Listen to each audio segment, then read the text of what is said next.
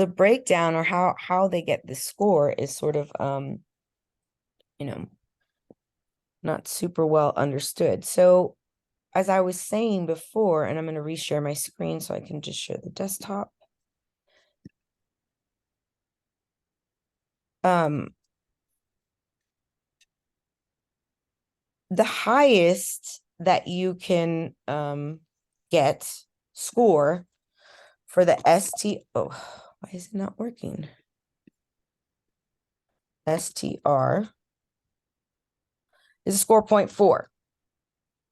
But you'll notice that when we were looking at the scores, it was for the written portion, the highest score that you can get, it was an 8, right? Mm-hmm. So the reason it's an 8 and not a 4, so if you get an 8, that means you got a 4, because the state has written portions of the exam double rated. And that's so that they can just test the integrity of the raters, right? They need to be grading these at a consistent level all across the board based on specifics in the rubric, utilizing the rubric. So if you follow the rubric closely, you will get the highest. I give them exactly what they asked for, and they ask for very particular things, then you'll get the highest, score from both. You can get a 7 out of an 8. So this here, the 4 and then another 4 plus from one rater and a 4 from another rater obviously is going to give you an 8. But a 3 from one rater and a 4 from another rater is going to give you 7 out of 8. That's how you get that. It's very unlikely that one rater will give someone a 4 and then another rater will give them a 2. Right? There's not going to be a huge jump. It's going to be between 1 point. If it ever is between more than a point, then a third person comes in and grades that written response. So you got a 2 out of 8, and that means that they gave you a score 0.1, and then someone else read it and also gave you a score 0.1, giving you a score 0.2 out of a possible 8. So that's how you do like the math with their score report, right? And Okay. we're going to take a look at what getting a 1 means and how we can improve it. So this is the very basic rubric, right? Rubrics created to evaluate your response to the constructed response question is based on the following criteria, and this is what the raters use. Completion, the degree to which the candidate completes the assignment by responding to each, where's my handy dandy thing? Oh my goodness, my stomach is being ridiculous and just growling like I have never heard it growl before. It is like, I don't even know. I hope that the recording doesn't get it because that's embarrassing, but apparently my stomach is hungry. My Lord.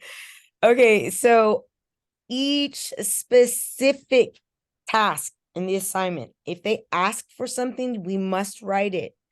They want one example of the student need in an area of need, provide one example. If they want an example of an activity to help that help the student in whatever foundational reading skill they need help on, then you provide that in detail, right? The degree to which the candidate applies relevant knowledge and skills to the response accurately and effectively, utilizing what we know about students in the age group that they're in, right? Where their skill level in reading, their needs, and how you can best formulate something to help the student gain mastery or gain support in that area of reading instruction. And then your support. So this is the completion of it, the application of your knowledge of science of teaching reading, and then the support. You have to provide evidence. You can't just say, well, I think he has weak vocabulary skills, and then not provide specific examples in quotation marks so they know this is from exhibit whatever. This is where he clearly misuses this word in his oral presentation of whatever. And so you have to provide a specific, and if you can provide more than one specific example of a student needing help in a particular foundational skill, not multiple foundational skills, just one, because that's what they ask you for. So the degree to which the candidate supports the response, prove your point like a lawyer in this mini paper. This is what I identified as a weakness. Utilizing these assessments, this assessment, and they tell you which ones they want you to use. So for sure, utilize the ones that they say must be used. Now, does that mean that you might have to brush up your skills on those particular assessments? It might be, but you have to do that before you go in so that you go in with all of the knowledge. And I would practice writing out do a practice exam, and they have it. I don't know if you've done it. Have you done it, Miss Arada? I haven't done it. Excellent, because that'll be your like sort of assessment overall after you do the deep dive of the TEKS, because you should be looking at those kindergarten through third grade TEKS that are specific with STR, right? Phonemic awareness, those dealing with morphology, those dealing with oral language development, and this particular skills and knowledge the students have to get, because you have to know how to help them get that. So certainly you have to know what they need to know. We have to be able to do what they need to be able to do. And then also we have to be able to instruct and assess the students in each of those foundational areas. So looking a little bit further into what it means to get a 4. A 4 response reflects thorough. That's deep. You understood that through and through. You articulate what you mean. Like, I believe this particular morphemic analysis activity will help. The students will get blocks with different word parts on it, colored blocks, and use those blocks to create words and with new meaning, like nonsensical words. That helps students understand how different pieces connects different meaning, different word parts carry meaning with them when they're used in a new word. So if you see a particular word part, it has that meaning in the definition somewhere. That will help them understand better how the pieces in words retain meaning, even if when they go to a new word and are working or doing a job in a new word. So but you have to articulate it and explain it, which is why, having some of these ideas thought out prior is what I suggest you guys do. And I'll show you what I mean by sort of building your study guide for this section. So the response is thorough. You have a thorough understanding of the content knowledge and the skills the students need to gain and what things they need to practice in order to gain those skills. For instance, in order for them to gain oral language proficiency, it cannot be a quiet classroom. You cannot have a silent kindergarten, first grade, second grade class and expect students to be acquiring language, to be becoming better at oral language proficiency just by simply hearing you when you decide to talk. They have to practice saying the things that you're saying, saying the new words that they're learning, saying the words that are in the activities that they're doing, listening to their peers speak, because everybody comes with a different vocabulary sort of bank, and having them talk to each other and listen to other possibly more skilled oral language proficiency in kindergarten. And so if we look at our TEKS, most of the instruction in kindergarten is done via visuals and oral language. We need to get them. They can't read so well yet.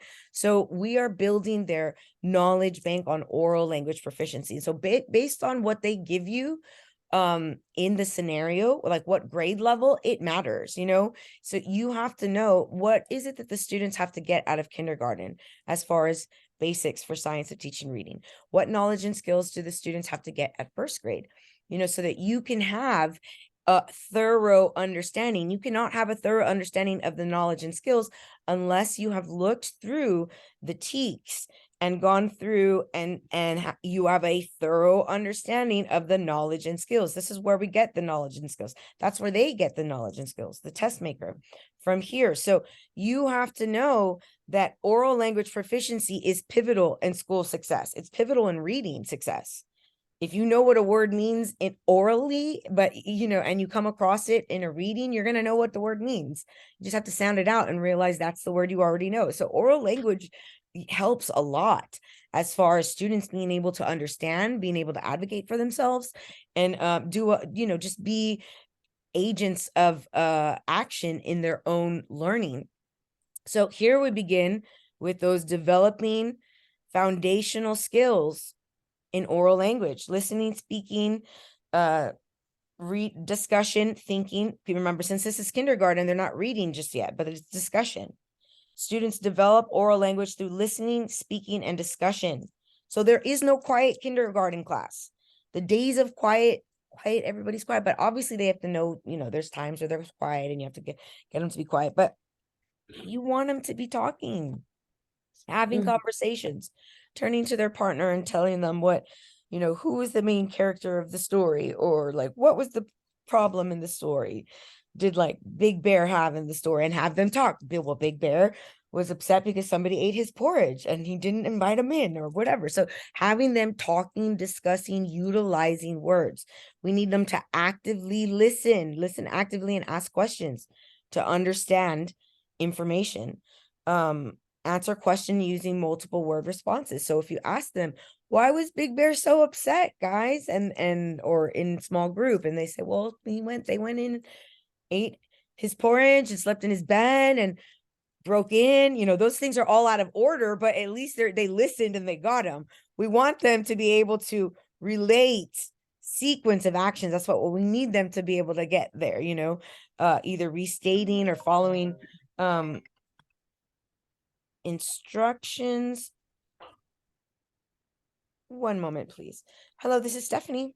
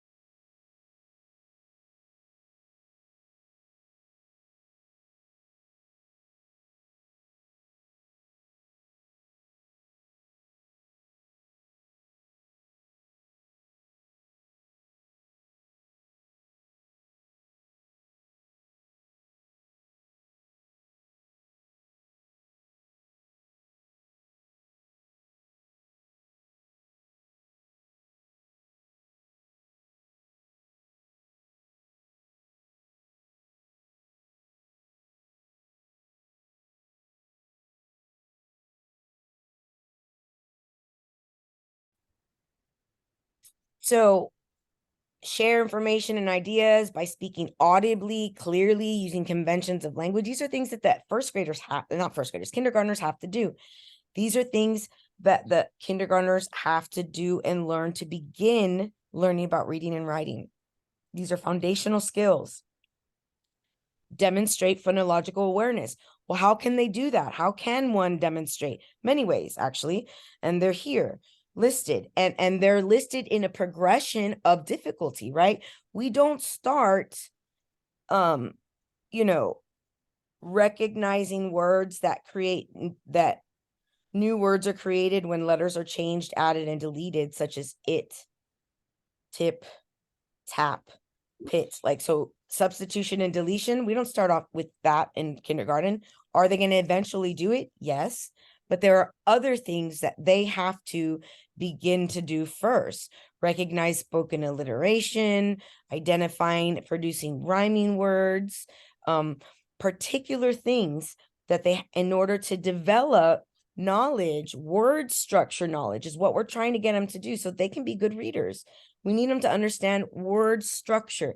It begins at the smallest unit of the word, which is a letter, or a phoneme, which is a speech sound, right? It makes ah or a, right? So this is the smallest unit in the word structure, and but there are other pieces, right? There's different parts, root words. Through phonological awareness, which we already said included many, many things. Print concepts is part of phonological awareness. Phonics is part of phonological awareness. Morphology to communicate, decode, and spell. Morphology, breaking words down into their word parts. They're expected to do these things for us before they leave our classroom. So you have to know, what does a kindergartner need to be able to do before they get to first grade?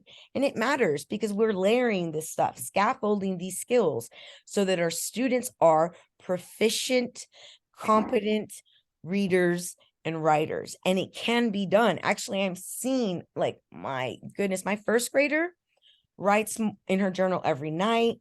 Her responses on her work, and this may just be because I'm her mom, but no, it's not. Science of teaching reading, she did have the benefit of being the fourth child in a house that talks a lot, in a mom that has advocated for oral language proficiency in her 7th grade English language arts class that sounded very loud to people, but hey, we're practicing language, so it's going to sound a little bit like a lot of people are talking, because guess what? We are, about poetry or whatever it was that we were doing. But we had to, because they're not going to get better at oral language if they're not actively practicing. So my daughter, because she is being instructed, daughters, the 2 youngest, with Science of Teaching Reading, my 3 older ones weren't, they're getting so much easier access to competent reading and writing. It's sort of mind-blowing and very cool to watch. So, and I've seen them do each of these skills, have different activities, different worksheets. Like I said, blending syllables to form multisyllabic words. Like they do that with just little pieces of words that they glue together on a page to blend them properly with the picture. Like different ways in which we practice building their knowledge set with these particular skills.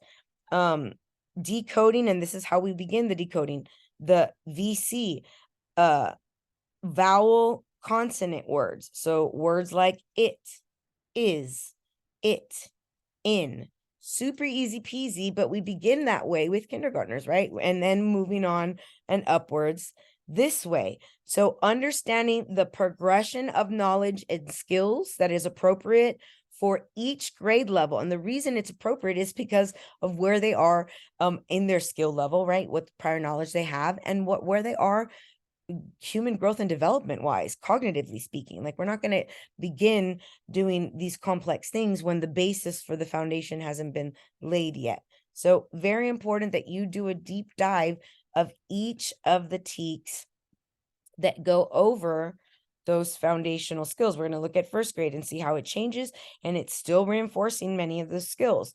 So we're oral language. We are developing oral language again, and they have to do develop social communication, such as introducing him or herself to others, relating experiences to a classmate, expressing needs and feelings, producing a series of rhyming words, distinguishing between long and short vowel sounds, one syllable words. So recognizing the change in a spoken word when a specified phoneme is added, changed, or removed. So if I have the word, let me see, ship, and I erase the sh sound, what are we left with, everyone? And so that like deletion, substitution, first graders should already have some and need to solidify their knowledge in doing that, in recognizing those. Remember, we began that in kindergarten, and now they're again doing it, but in a more in a quicker fashion. Manipulating phonemes within base words, segmenting one syllable words of 3 to 5 phonemes. And I've said it so many times in my videos. Oops. But Pinterest is really, really great for STR.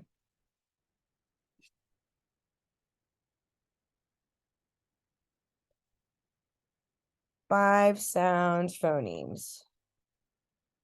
Let's see if it brings it up like it usually will.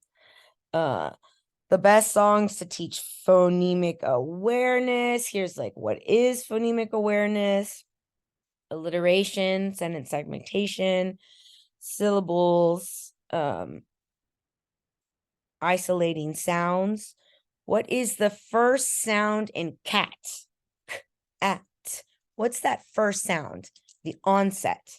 And then they would, deleting. These are all phonemic awareness skills that we are building in our students. This is really great, actually. Wish I could print it for my students. Maybe I could buy it. Here are the actual sounds, the graphemes and the phonemes, the long and the short. And you can play games with your students. I do it in my car just to make my children better. We have sort of a long drive to school because they live closer to my ex-husband's house where we all used to live together, and I live further away. So on my week, it's sort of a long drive, and we practice like talking about the Bossy R's, and like, let's think of Bossy R like words. Look, Bossy R. And I have one first grader and one second grader. And so just having them, we do alliteration where we try to like think of a sentence using alliteration, like, and whoever has like the most words, like, I guess wins or whatever, but like nobody really wins. We just like playing, like we each take a turn. And actually my ex-husband and I just recently took them to like get air together, and we played some of the games on the way to get air together. They're like, "Hey dad, it's your turn." And he was kind of stumped a little bit, and then he thought up one, and then after we took them to get air and we went separate ways, he sent me one and was like, "I was thinking about the game, that's fun." And he sent a better sentence, and the girls were really excited. But just playing with the language and getting them to become less intimidated with things that they don't know, and more playful with their knowledge of the language, because they do have knowledge, especially when it's taught in this way, and they're able to use what they know in other words, in other scenarios, and apply that to new words that they see. So silent E is something that the students have to learn about, that we have to do direct instruction, and then have the students come up with ideas, draw pictures, practice, talk to each other. Now, this is an anchor chart, which you would make with your kids. And to be honest with you, they just have the best anchor charts on Pinterest. I got a lot of really good ideas from Pinterest regarding, this is a phonics lesson. It's just a rule about the way things sound that we have to remember. Not all E's do carry the work of their sound. And that's how I sort of explain it when we're talking about it with the kids, giving the E sort of a personification. Sometimes it makes sounds, and sometimes it stays silent and shy. The Bossy R takes over. Here is the Bossy R to struggling, how to teach the R controlled vowels, or Bossy R, to struggling readers. Art. because some of them will not hear it and continue to spell many of these words incorrectly if they are unaware. Oh, this might be one of the Bossy R's.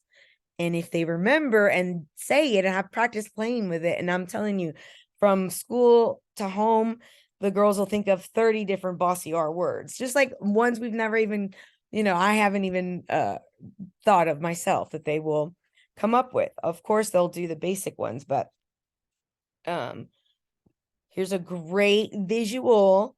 And if you're gonna do kinder and first, is a great visual to introduce this kind of stuff. I don't know that you would introduce this in kinder because I don't think it's listed in the TEXES. Might be, but beware of the Bossy R. Right here, the R's here, but there's other vowels connected. Just the R's taking all the sound, stealing the show. I boss the vowels and control the sound. R says R. Ear, So, but I am polite. I let the vowel be first. So that's like a very clever way to personify. I'm saving this in Science of Teaching Reading. Excuse me, to personify the Bossy R. And so if you in your assessment saw that the students was having like phonics, struggling with phonics, specifically Bossy R, you could do a Bossy R activity where you direct instruct and then have the students let me see. Oh, here's our digraphs. Digraphs, blends. The students need to understand blends, the blah, blah. If not, it's going to be blah. It's like blah. So we have to teach them those so they don't get stuck on trying to give them individual phoneme attention when it's a blend. Here's a great digraph. Consonants, utilizing consonant digraph. This is so cute that and this helps them remember how things are pronounced because they're chicken chop, and it allows them to also, once they understand substitution and deletion, sort of you can change the b in beach to t. What do you have? Teach or reach or peach. So you are able to get them access to word families and playing when you're able to clump it together, and you're really mapping their mind linguistically, meta-linguistically helping them.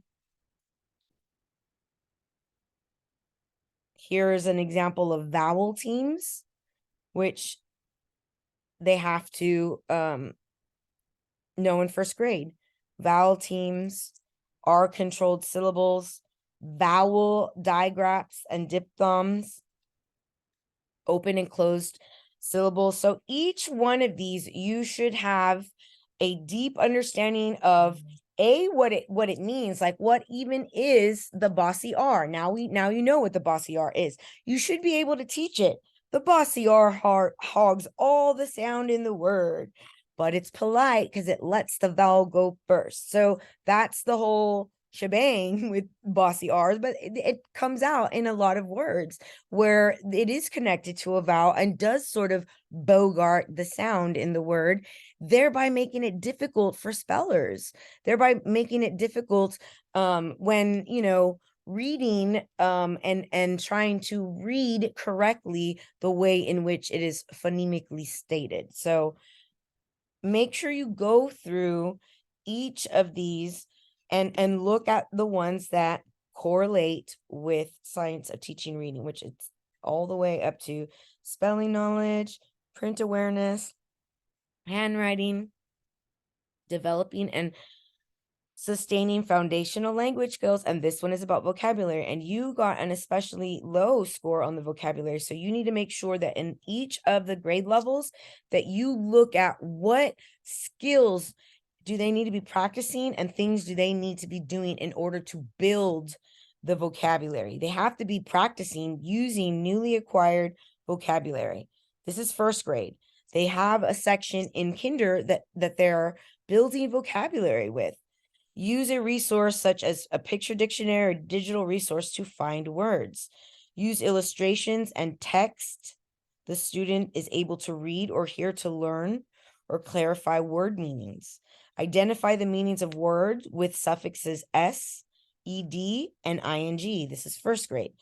You identify and use the name, actions, directions, positions, sequences, categories, and locations. So, vocabulary. So under, past, future, different locations.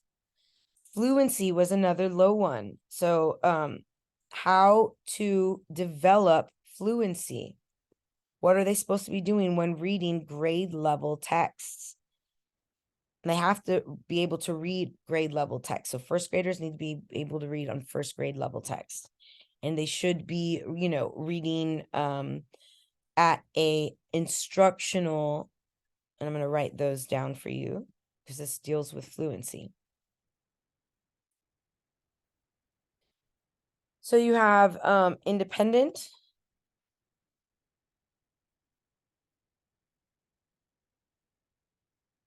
level, and you have instructional level, and then you have frustration.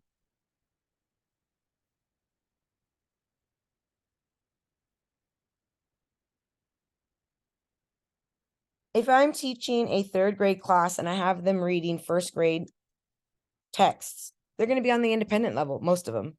They should be, because they're not in first grade any longer. They should be reading at a third grade level, or whatever level, if they're above that. That's why we check, because obviously some students are above their grade level. So these are the different levels we look at. We test, they should be on grade level, third grade, or higher, not ever lower, ever.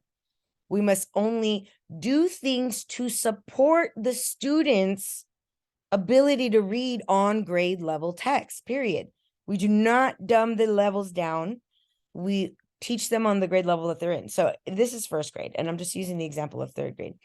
An independent level is when you're not coming into contact with any new or unfamiliar words. So, oh my goodness, I hope. One moment. I'm not sure when my next class is. Oh, it was supposed to start at 9:30.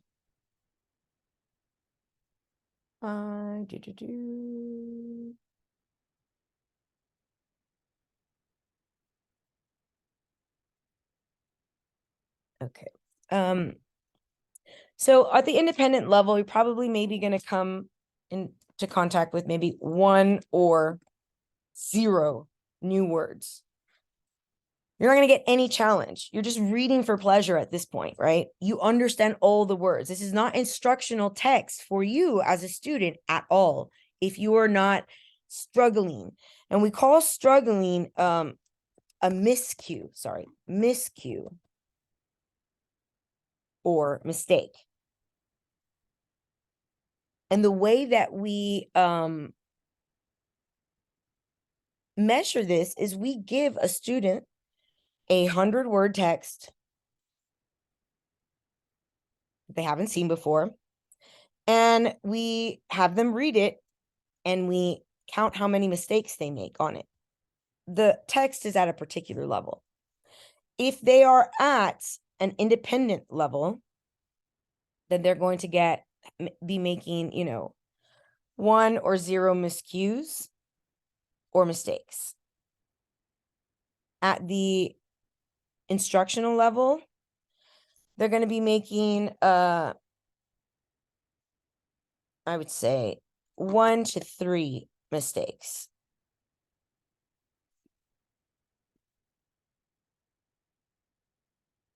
Frustration level is 3 and over. If in a 100-word text, they get 5 words that they don't know what they mean, they're going to get frustrated. Their brain is not going to continue, and they will shut down.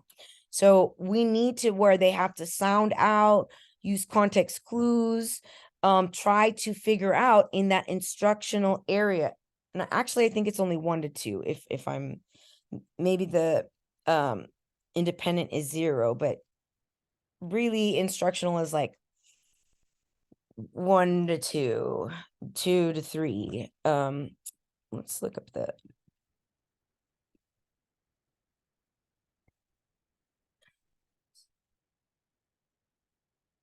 passages. Let's take a look at some of the fluency passages. Oh, no.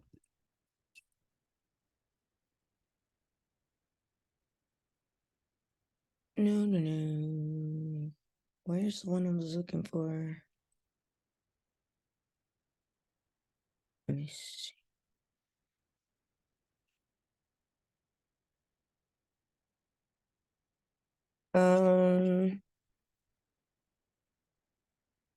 See, and look at the skills that they are particularly, that she is particularly sort of measuring. How fluent are they with short A words? And this passage is going to assess that. Particular miscues will be counted.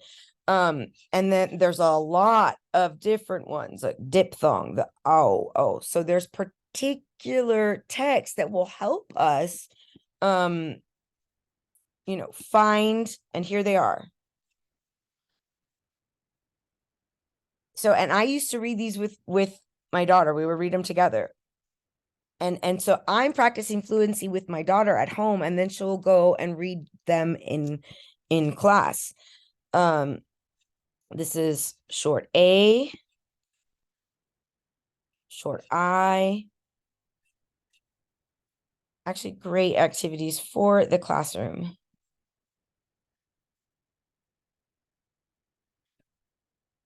Going back to Science of Teaching Reading,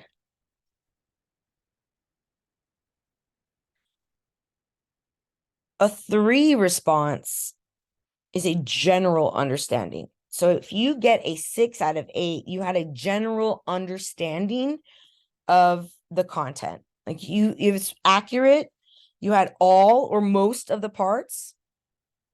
This one had fully addresses all the parts. Accurate and highly effective application. Like you understood what was needed and you knew the best activity to help practice that skill, help that student master that skill, support that need. So I would like for you to do a what is it called? Deep dive of your TEXES, where you create like a mini like study guide, maybe with pictures, drawings, examples, an example of like one activity you can use to do that particular TEK. Okay. And then we'll meet next time. You can sign up for another session, and then whenever you feel like you're ready, take the practice test on Pearson. Okay. All right. Thank you so much. Thank you. Thanks for Yes, your time. absolutely. And I'll post this so that you can look at it later and go over some of the things. I'm so sorry about the interruption when I had to go That's talk to the okay. vet. My No goodness, worries. it's been crazy. I think it cost in total like, and this was like a week before Christmas, like $6,800. That's crazy. Yeah. And my dog died anyway. No. Yeah. So it was just it's been crazy. And so now I need to go get these puppies taken in, but I'm like, I have no money for in any of the stuff, you know what I mean? I like literally it's so crazy. So I found a new vet that has reasonable prices. So they're gonna see the puppies next week when they turn 6 weeks. I'm very excited about that. Oh, that's good. Yes. So you let me know if you need anything, if you have any questions. Remember, utilize all your resources. Utilize the stuff that's in here. I'm going to go ahead and put that Decodable Fluency in there because I think it's good just to help you understand the different skill sets in phonics that they have to get. So I'm putting it in there for you. Here is a very, very good review that I've gone through portions of it, and I will go through more portions of it later, but it just really is a good overview of like the content specific vocabulary that you have to know so that you understand what they're particularly asking you for on the exam, you know? Mm-hmm. Okay, I'll go over that one. Yeah, this one is very good. So these are things that the beginning reading program should do. Decoding skills that we have to provide our students with. Automaticity in their reading, fast, effortless word recognition, like for the and this. We don't want for them to have to sound out those words. We need them to get those, and ways in which we can do it. Chorale reading is a strategy to help them if they have difficulty in reading fluency, and that will affect their automaticity, prosody, and accuracy. Fluency bridges word recognition and comprehension. Me recognizing the word and being able to sound it out and knowing what it means. That's what reading fluency does. And so when you have students that have those miscues, that is a red flag that there is a misunderstanding or a disconnect between word recognition and comprehension. And therefore, comprehension overall for that text is not going to be there, which is why reading fluency is so important and why parents can really help us, you know, when they read passages at home. I even bought like a booklet, but like I said, it's because I'm a late reading teacher. Like I'm a ELAR teacher. I taught 7th through 12th for 16 years, and so I knew how important and have always known how important it's been to practice with the kids, but not everybody gets that, which means we have to super practice in class, making sure that we're doing chorale reading with our students, small passages, so that their fluency gets up, their automaticity gets up, their accuracy gets up on grade level. So definitely go. Here's another, you know, particular with a vocabulary instruction. We have different tiered words that we teach, right? There are first tier, the bottom one. Those are words that we use every day in our speech. These words are typically learned through conversation. These are common words that they rarely require direct instruction, like happy, table, couch. But this changes for students that are English language learners. Things are not going to be, they won't know the word for the simple thing that they should have learned in their oral language proficiency develop as children. So we would have to direct instruct table, sharpener, couch. 2-tier for English language learners. 2-tier words are high frequency words that occur across contexts. These words are used by mature language users and are more common in writing than in everyday speech. 2-tier words are important for students to know to enhance their comprehension of selected texts. 2-tier words, the best words for targeted explicit they are the best word for explicit. That means direct instruction, vocabulary instruction. Hilarious, endure, despise, arrange, rearrange, compare, contrast. And then the 3rd tier, which is where the candles and the fire are, is because that's more content specific. That's low frequency. You're not going to come into contact with it very often unless it's specific to that academic content area, right? Content specific language, right? Limited to a specific domain. So like in science, you would talk atom, molecule, metamorphic, sedimentary, continent. They pertain to specific content area. These words are best learned within context of the lesson or the subject matter. So if I am analyzing tone, I'm going to do it within the context of the subject matter. If we're learning about words in the context of the subject matter, best learn. So I will see you later, and you have a beautiful rest of your day.